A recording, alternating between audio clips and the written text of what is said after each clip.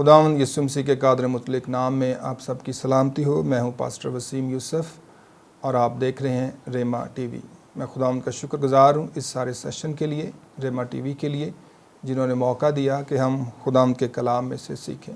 عزیزو، آپ پاسبانی خطوط کے تعلق سے سیکھ رہے ہیں اور گزشتہ پیغامات میں، سیشنز میں آپ نے پہلا دوسرا تیموتھیوس کے بارے میں سیکھا اور یقیناً آپ نے برکت پائی ہوگی۔ تیتس کے نام خط بھی اسی سلسلے کی کڑی ہے جس میں ہم پاسبانوں کے تعلق سے سیکھتے ہیں۔ آئیے ہم اس پیغام میں آگے بڑھنے سے پہلے خداوند کے حضور میں جھکیں گے اور ایک مختصر دعا کریں گے۔ خداوند قادر مطلق آسمانی باپ، یسوع مسیح کے نام میں ہم تیری شکر گزاری کرتے ہیں اور تیرے آگے بڑی منت کرتے ہیں باپ، یسوع مسیح کے نام میں اپنے بچوں کو چھونا، بلیس کرنا، برکت دینا۔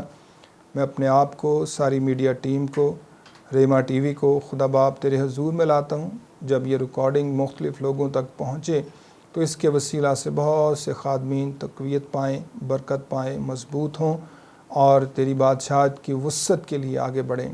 اے باپ، یسوع مسیح کے نام میں اپنے پاک روح کے وسیلہ سے گائیڈ کرنا، سکھانا، تربیت کرنا، رہنمائی کرنا، تاکہ ہم تیرے کلام میں سے سیکھیں اور برکت پائیں۔ اس سارے ٹیچنگ سیشن پر تیری برکت چاہتے ہیں خداوند یسوع مسیح کے وسیلہ سے، آمین۔ تیتس کے نام پولس رسول کا خط، انگلش میں ٹائٹس ہے، اور یہ خط پولس رسول نے تقریباً 60 کی دہائی میں یعنی 61 یا 62 میں لکھا۔ اسے ہم پاسبانی خط کہتے ہیں اور یہ تیتس کے نام لکھا گیا، جو کہ کریتے ایک جزیرہ ہے گریس میں، جہاں پر خداوند کی خدمت میں مشغول تھا۔ اور اگر دیکھا جائے تو پولس رسول کے ساتھ تیتس نے سفر کیا کریتے جزیرے کا، اور وہاں پر پولس رسول نے اپنی خدمت قائم کی۔ اور جب پولس رسول وہاں سے روانہ ہوتے ہیں تو تیتس کو وہاں پر چھوڑتے ہیں تاکہ وہاں کے سارے کام کی دیکھ بھال کرے اور جہاں جہاں چرچز پلانٹ ہوئے اس جزیرے میں ان سب کو دیکھے۔ اس خط کے آغاز میں اگر ہم چند آیات کا مطالعہ کریں تو ہم دیکھتے ہیں، پولس کی طرف سے جو خدا کا بندہ اور یسوع مسیح کا رسول ہے، خدا کے برگزیدوں کے ایمان اور اس حق کی پہچان کے مطابق جو دینداری کے موافق ہے، اس ہمیشہ کی زندگی کی امید پر جس کا وعدہ ازل سے خدا نے کیا ہے، جو جھوٹ نہیں بول سکتا، اور اس نے مناسب وقتوں پر اپنے کلام کو اس پیغام میں ظاہر کیا جو ہمارے منجی خدا کے حکم کے مطابق میرے سپرد ہوا۔ ایمان کی شرکت کے روح سے سچے فرزند تیتس کے نام، فضل اور اطمینان خدا باپ اور ہمارے منجی مسیح یسوع کی طرف سے تجھے حاصل ہوتا رہے۔ کلام کی ان آیات میں پہلی آیت سے لے کر چوتھی آیت تک پہلے باب میں ہم نے دیکھا ہے کہ پولس رسول اس سارے خط کا انٹروڈکشن یا تعارف دیتے ہیں، اور جیسا کہ روایت کے مطابق اس دور میں رومی کلچر میں جب خطوط لکھے جاتے تو سب سے پہلے گریٹنگز ہوتی، تو اسی روایت کے مطابق پولس رسول اپنا انٹروڈکشن دیتے ہیں کہ وہ خدا کا بندہ ہے اور رسول ہے، اور پھر اس کے بعد خط کا تعارف دیتے ہیں، خدا کی شکر گزاری کرتے ہیں روایت کے مطابق، اور پھر وصول کنندہ تیتس کے نام، جیسا کہ پولس رسول کا فرزند ہے، اور اس کے لیے پولس رسول نے یہاں پر جو ٹرم استعمال کی، سچے فرزند تیتس کے نام۔ سچے کے لیے جو لفظ ہے وہ انگلش میں ہم جینون بھی کہہ سکتے ہیں۔ سچے کے لیے پیارا بھی لفظ استعمال ہو سکتا ہے، ڈیئر، جینون، پیارا۔ اس لفظ سے ہمیں پتہ چلتا ہے کہ تیتس ایک جینون خادم ہے جس کو خدا کا بزرگ خادم پولس رسول یہ خط لکھ رہا ہے۔ اور اس سارے خط کو اگر ہم بغور پڑھیں تو اس کے 3 ابواب ہیں، اور ان تینوں ابواب میں پاسبانوں کے لیے بہت خوبصورت ٹیچنگز، بابرکت کلام ملتا ہے تاکہ ہم آگے بڑھ سکیں۔ اس سارے خط میں اگرچہ ہم الہی تعلیم کی درستگی یہاں پر نہیں دیکھتے، شاید اس کی وجہ یہ ہے کہ اس خط کے دوران یا اس خط کو جب لکھا گیا تو اس وقت تیتس جب کریتے میں خدمت کر رہا تھا تو شاید اس طرح سے مسائل نہیں تھے جیسا کہ پہلا دوسرا کرنتھیوں میں ہمیں نظر آتا ہے کہ بہت سے تعلیمی مسائل تھے جن کو پولس رسول نے ایڈریس کیا۔ تو اس طرح سے اس خط میں تعلیمی مسائل کو ایڈریس نہیں کیا گیا۔ اس خط میں ایمان اور عمل کی بات کی گئی ہے یا عقیدے اور کردار کی بات کی گئی ہے۔ قوی امکان ہے کہ یہ خط اس وقت لکھا گیا جب کریتے جزیرے سے کوئی رپورٹ پولس رسول کو موصول ہوئی۔ کریتے جزیرے میں کیا چل رہا تھا، کلیسیاؤں کی حالت کو دیکھ کر پھر پولس رسول یہ خط اس کلیسیا کے نام لکھتے ہیں۔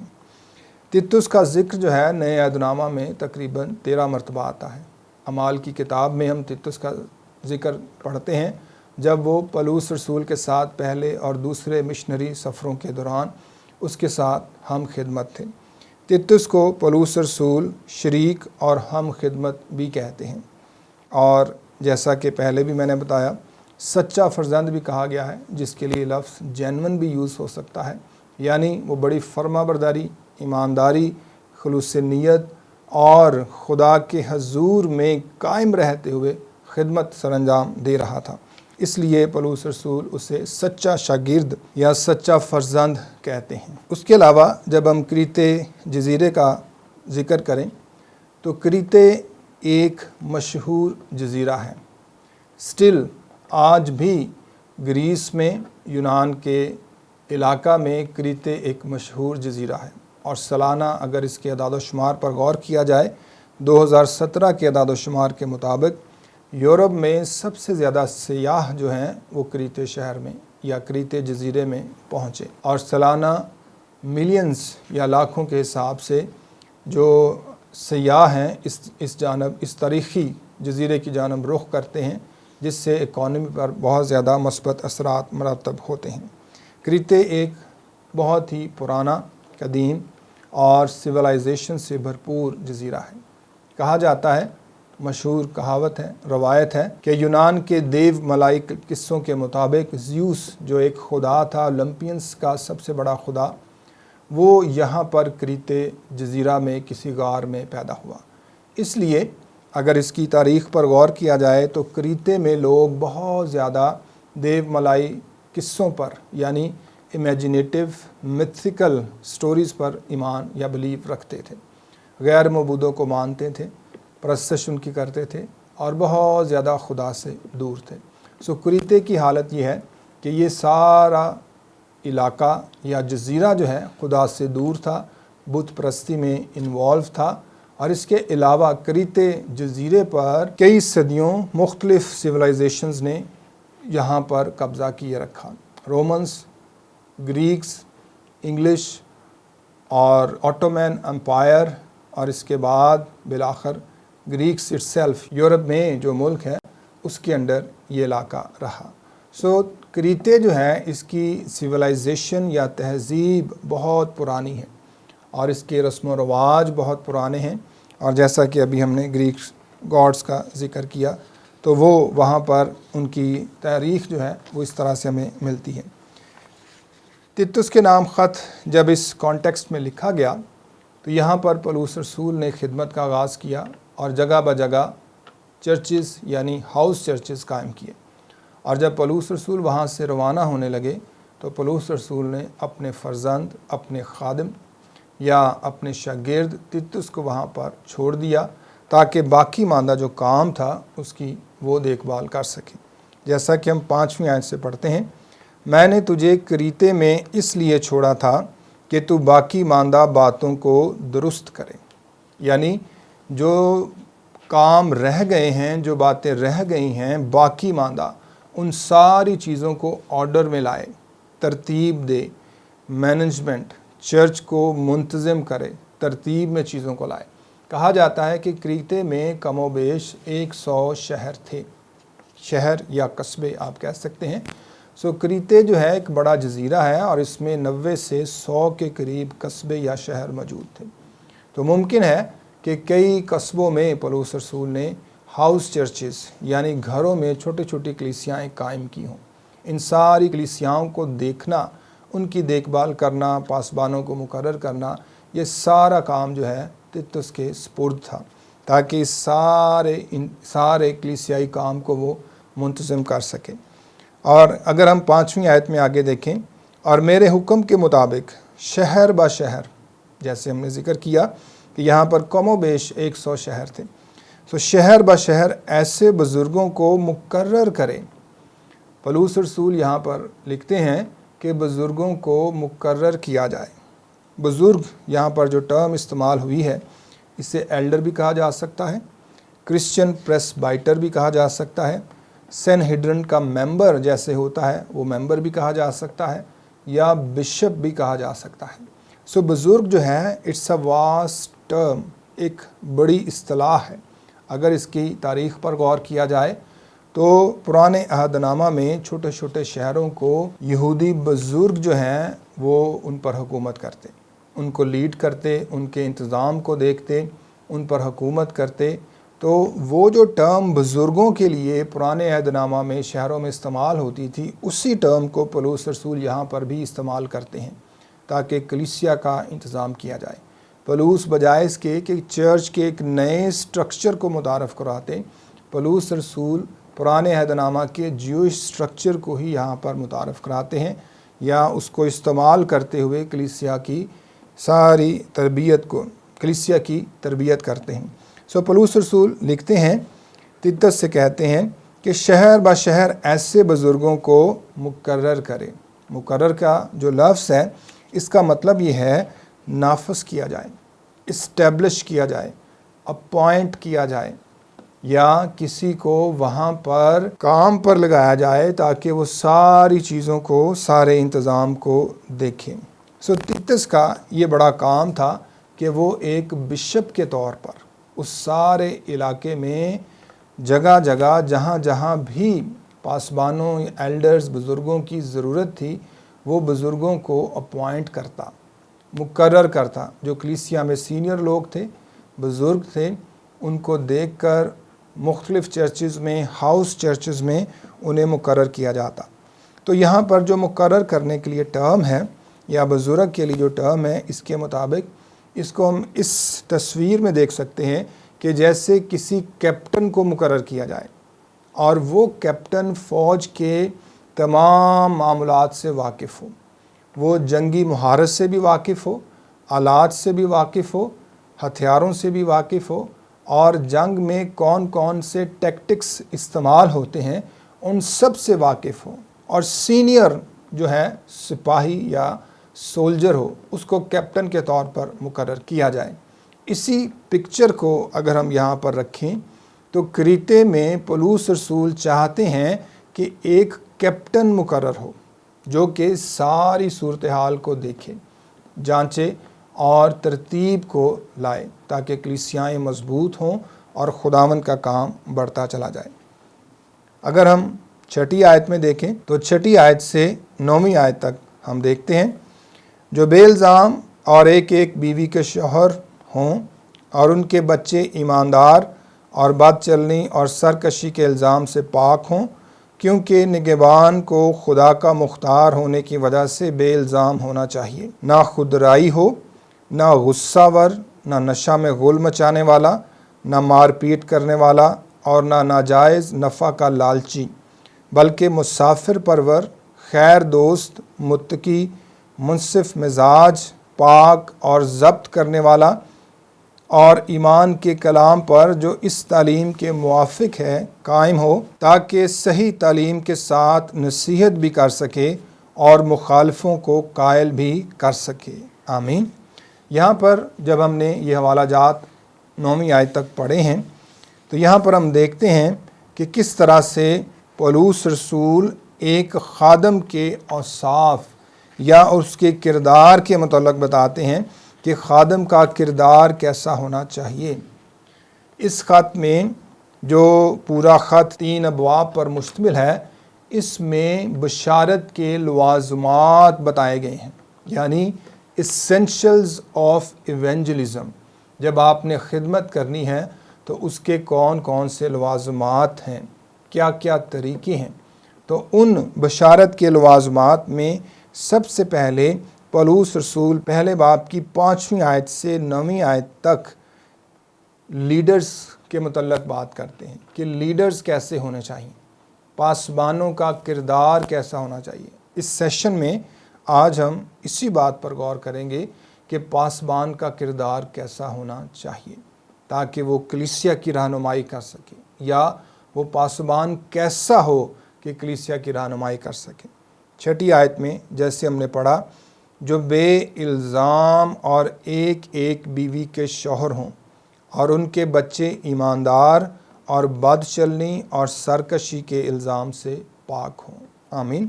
سب سے پہلے ہم دیکھتے ہیں کہ پاسبان کا کردار کیسا ہونا چاہیے، پاسبان کی فیملی کیسی ہونی چاہیے۔ آپ کا خاندان آپ کے کردار کو ریفلیکٹ کرتا ہے۔ جب آپ کسی سے اپنا تعارف کرائیں تو آپ کے باپ کے متعلق پوچھا جاتا ہے، فیملی کے متعلق پوچھا جاتا ہے۔ اگر کوئی شادی شدہ ہے تو اس کے بچوں کے متعلق پوچھا جاتا ہے، فیملی سچویشن کے بارے میں پوچھا جاتا ہے، تاکہ اس شخص کا کردار سامنے نظر آئے۔ یہاں پر جب پولس رسول لکھتے ہیں بے الزام ہونا چاہیے، یعنی جو کوئی بھی ایلڈر ہو، بزرگ ہو یا پاسبان ہو چرچ میں، اس کے لیے ضروری ہے کہ سب سے پہلے وہ بے الزام ہو۔ اس آیت میں جو کانٹیکسٹ ہے وہ فیملی کے گرد گھومتا ہے۔ بے الزام ہو، ایک بیوی ہو، بچے جو ہیں ایماندار ہوں، یعنی ایک پوری فیملی کا ذکر ہے۔ تو پاسبان کے لیے ضروری ہے کہ اس کی فیملی لائف جو ہے اس کے کردار کو ریفلیکٹ کرے، اس کا خاندان روحانی طور پر مضبوط ہو، اس کا خاندان با کردار ہو، اس کے خاندان میں لڑائی جھگڑے نہ ہوں، اس کا خاندان خداوند میں مضبوط ہو، اور پھر وہ خداوند کے کلام کو دوسروں تک پہنچا سکتا ہے۔ جیسا کہ یشوع کی کتاب میں لکھا ہے، یشوع نے کہا، اب رہی میری اور میرے گھرانے کی بات، سو ہم تو خداوند کی پرستش کریں گے۔ سو پورا گھرانہ خداوند کی پرستش کرنے والا ہو۔ اگر ہم اس لفظ پر غور کریں کہ وہ بے الزام ہو، اس کا مطلب یہ ہے کہ اس کے اوپر کسی طرح سے حرام کاری، زناکاری یا کسی طرح سے برے کاموں کا کوئی اثر نہ ہو۔ اگر اس کی ایک بیوی ہے، اس کا مطلب یہ ہے کہ وہ شخص بے الزام ہے، اس پر کسی قسم کا الزام نہیں ہے، اور وہ پاک شخص ہے، اور وہ پاکیزگی کے ساتھ، دیانتداری کے ساتھ کلیسیا کی رہنمائی کر سکتا ہے۔ جب ہم نے بزرگ لفظ پر غور کیا، بزرگوں کو مقرر کرنے پر غور کیا، تو وہ سینئر سٹیزنز تھے۔ Most of them they were experienced and senior person. تو جب ہم یہاں پر دیکھتے ہیں کہ جو بے الزام ہو، تو اس کا مطلب یہ ہے کہ اگر وہ شخص ایک سینئر شخص ہے، بزرگ ہے، ایلڈرلی پرسن ہے، اور کلیسیا کی رہنمائی کے لیے اسے چنا گیا ہے، تو لازم ہے کہ اس پر کوئی الزام نہ ہو، کسی قسم کی حرام کاری کا، زناکاری کا الزام نہ ہو، بے الزام شخص ہو، پاک شخص ہو، تاکہ لوگوں کی رہنمائی کر سکے، جیسا کہ خداوند یسوع مسیح نے بھی ذکر کیا۔ اگر ہم متی رسول کی انجیل اور اس کا 5واں باب اور اس کی 31 اور 32 آیات کا مطالعہ کریں تو خداوند یسوع مسیح نے بھی یہ تعلیم دی کہ ہمیں بے الزام ہونا چاہیے، ایک بیوی کا شوہر ہونا چاہیے، 2 بیویاں نہیں ہوں، 3 بیویاں نہ ہوں، یا کسی طرح سے کوئی الزام نہ ہو۔ اگر ہم 5 باب اور 31 اور 32 آیات پڑھیں تو یہاں پر خداوند یسوع مسیح نے تعلیم دی، یہ بھی کہا گیا تھا کہ جو کوئی اپنی بیوی کو چھوڑے اسے طلاق نامہ لکھ دے، لیکن میں تم سے یہ کہتا ہوں کہ جو کوئی اپنی بیوی کو حرام کاری کے سوا کسی اور سبب سے چھوڑ دے وہ اس سے زنا کراتا ہے، اور جو کوئی اس چھوڑی ہوئی سے بیاہ کرے وہ زنا کرتا ہے۔ آمین۔ کلام مقدس کے اس حصہ میں ہم نے دیکھا ہے کہ بے الزام ہونے کا کیا مطلب ہے، یعنی ایک بیوی کا شوہر ہو۔ یسوع مسیح نے بھی تعلیم دی کہ کوئی شخص جو ہے وہ حرام کاری نہ کرے، 2 بیویاں نہ ہوں، یا طلاق کا تصور جو ہے وہ بائبل مقدس میں نہیں ہے۔ اگر لکھا گیا ہے 31 آیت میں پرانے عہد نامے میں یہ لکھا ہے کہ جو کوئی اپنی بیوی کو چھوڑے اسے طلاق نامہ لکھ دے، تو اس سینٹنس کو اگر ہم انگلش میں دیکھیں اور اس کی سینس پر غور کریں تو اس کا مطلب یہ ہے کہ you have heard the law that says a man can divorce his wife by merely giving her a written notice of divorce۔ یعنی اگر اس کو ہم اصل زبان میں بھی دیکھیں تو اس میں کین، سکنا، ہو سکتا ہے، ممکن ہے، پاسبلٹی ہے کہ الفاظ آتے ہیں۔ یعنی کہ پرانا عہد نامہ بھی یہ تعلیم دیتا ہے کہ اگر کوئی شخص اپنی بیوی کو چھوڑنا چاہے یا سکتا ہے، ہو سکتا ہے، پاسبلٹی ہے، یعنی دوسرے الفاظ میں اس کو اس طرح سے دیکھا جائے گا، خدا کسی طرح سے حکم نہیں دیتا کہ چھوڑ دیا جائے، آرڈر نہیں ہے، لا نہیں ہے، کلام مقدس نہیں فرماتا ہے کہ چھوڑ دینا لازم ہے یا حکم نامہ جاری ہو گیا ہے۔ یہ کنڈیشن تھی، ہو سکتا تھا، پاسبلٹی کریٹ ہو سکتی تھی، جس کو یسوع مسیح نے بالکل منع کیا، جس کو یسوع مسیح نے نئے عہد نامہ یعنی متی کی انجیل میں جس کی تردید کی اور کہا، لیکن میں تم سے یہ کہتا ہوں کہ جو کوئی اپنی بیوی کو حرام کاری کے سوا کسی اور سبب سے چھوڑ دے وہ اس سے زنا کراتا ہے۔ یعنی یہاں پر ڈیورس کا کوئی تعلق نہیں ہے، حرام کاری کی کوئی گنجائش نہیں ہے۔ سو پاسبان کے لیے، بزرگ کے لیے، ایلڈر کے لیے لازم ہے کہ اس کی زندگی بے الزام ہو، کسی قسم کا الزام اس کی زندگی پر نہ ہو، ایک بیوی رکھتا ہو، پاک زندگی بسر کرتا ہو، تاکہ جب وہ لوگوں سے ہم کلام ہو، میسج دے، پیغام دے، تو اس کے کردار سے پاکیزگی نظر آئے۔ کیونکہ ہم دیکھتے ہیں کہ پاسبانی خدمت کا تعلق خاندانوں سے ہے، بچوں سے ہے، بہنوں سے ہے، بزرگوں سے ہے، نوجوانوں سے ہے، پوری فیملیز کے ساتھ ہے۔ تو اگر ایک با کردار شخص پوری فیملیز کو ٹیچ کرے گا تو ان کی زندگیوں میں بھی کردار ڈیولپ ہوگا، پاک کردار ڈیولپ ہوگا، پاکیزگی آئے گی، برکت آئے گی، اور جیسا پاسبان ہوگا اس کی زندگی پوری کلیسیا پر ریفلیکٹ کرے گی۔ اگر پاسبان جو ہے وہ 2 بیویاں رکھتا ہے تو کلیسیا میں بھی لوگوں کو انکریجمنٹ ملے گی کہ وہ بھی اسی طرح سے کام کریں۔ اگر پاسبان جو ہے وہ ڈیورس یا طلاق یافتہ یا اس طرح سے اس نے اپنی بیوی کو چھوڑ دیا ہے تو کلیسیا پر اس کے منفی اثرات مرتب ہوں گے۔ اگر پاسبان جھگڑا کرتا ہے تو کلیسیا پر بھی اس کے منفی اثرات مرتب ہوں گے۔